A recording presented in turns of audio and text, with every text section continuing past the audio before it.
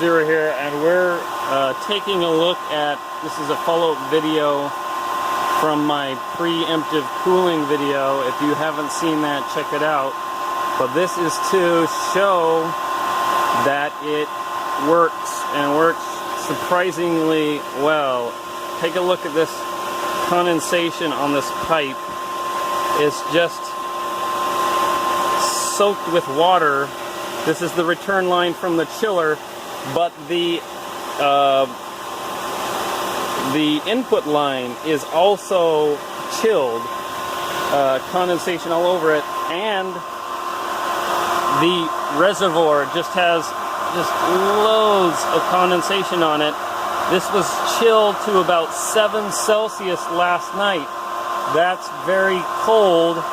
That's in the 40s. I believe, yeah, less than 45 Fahrenheit. 9C is about 45. So very cold, and it could get even cooler with some optimization. Now, what I found out is I'm assuming the geothermal temperature, you can see all the condensation also on the heat exchanger, and this is nice and cool air coming out of here.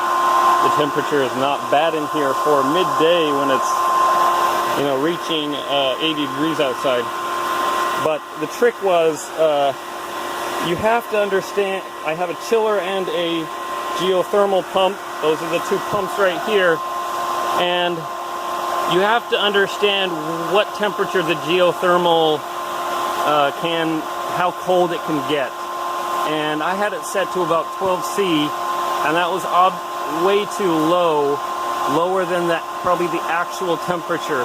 So the temperature, if I kept this on until it reached below 12C, it would never ever turn off, and my temperature of my reservoir would never get below 12C. So you end up in a situation where the chiller, which is this pump, is actually fighting the geothermal temperature, or you're actually using the chiller to cool the geothermal temperature, and if that recharges, which it does with the surrounding soil, you're just basically dumping, wasting energy into the earth, which is bad. So I changed the set point of this a little bit higher to about 14C, and I was able to chill the reservoir down to 7 Celsius last night, which is fantastic.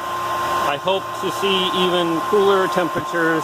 I can play around with that set point, and we can see if it gets much better. So, wanted to share with that. The preemptive cooling works. It's a nice temperature in here, and that will absorb, that reservoir can absorb thousands of watts of energy from the sun all day long.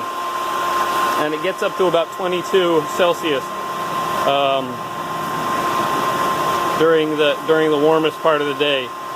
So it could even chill even further, but very, very performant at the moment, and I'm very happy with it. So preemptive chilling or preemptive cooling works, and you should definitely do it if you have a water-cooled greenhouse like I do. And if you don't have a water-cooled greenhouse, if you're using air as your medium, you should repent and change your ways. I'm joking.